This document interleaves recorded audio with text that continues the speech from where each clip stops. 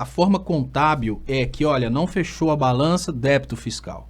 Espera aí, será que essa forma contábil interessa? Vamos para a forma econômica. Na forma econômica, o que a gente avalia é o débito faz parte desde que você esteja aumentando o nível de produção, esteja produzindo. Então, o débito, ele faz parte da brincadeira.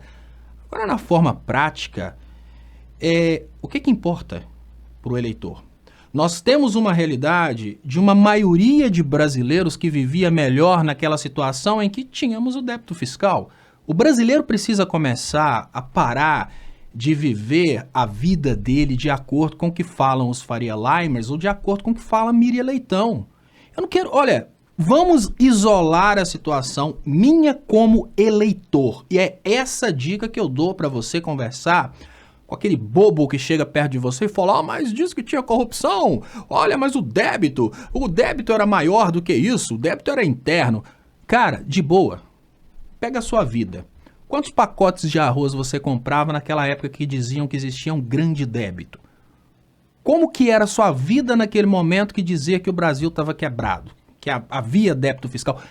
O que nós precisamos para uma estratégia de conquista de votos, que é o nosso desafio nesse momento. Agora, nós não estamos defendendo uma tese de doutorado no sentido de dizer que o crescimento do débito não importa se você aumenta a produção.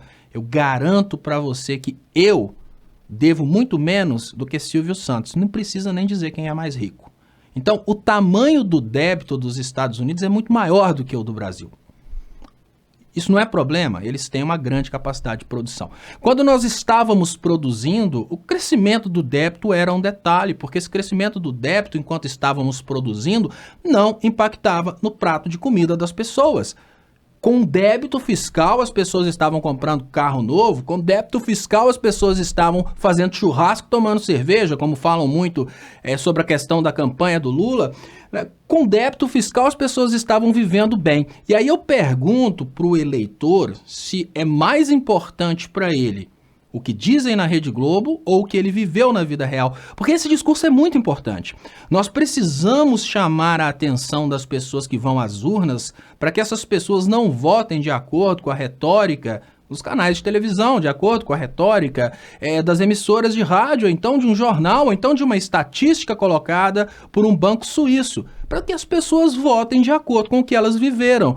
O que você tem a dizer a respeito da sua vida durante o governo do ex-presidente Lula, do seu poder de consumo, da sua dignidade, das suas expectativas, e o que você tem a dizer agora, que nós temos um modelo voltado ao mercado. O modelo voltado ao mercado está te dando mais resultado do que aquele modelo anterior. Ah, mas tem ladrão, cara! Olha, esqueça o que os outros disseram. Tente decidir seu voto a partir da sua vida. Tudo bem, se você tiver visto com seus olhos o ladrão é uma coisa. Agora, pensa na sua vida. O que você comprava antes e o que você compra agora? Qual que era a sua dignidade de antes e a dignidade de agora? Se a gente conseguir isolar esses fatores, a gente esquece a questão contábil, que não fechou, a questão econômica, que ainda continua dizendo que você ter alto débito, se você tem alta produção, não é problema, e a gente parte para a prática. Não interessa o débito fiscal se as pessoas estão vivendo bem. A maioria tem que votar para eles, né? O cara tem que votar porque é melhor para ele e não votar pelo que a Miriam Leitão disse, mas o seu voto, ele deve refletir as suas necessidades. É isso que a gente tem que passar para as pessoas. Uma pessoa que está passando fome não pode votar num candidato que está prometendo tirar o imposto do iate e do jatinho.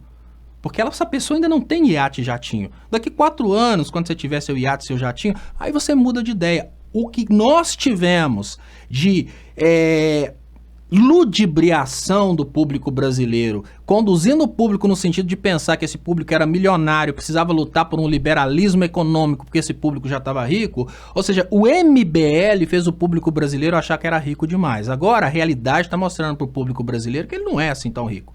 E é absolutamente normal votar com o estômago. Sabe por que é absolutamente normal votar com o estômago?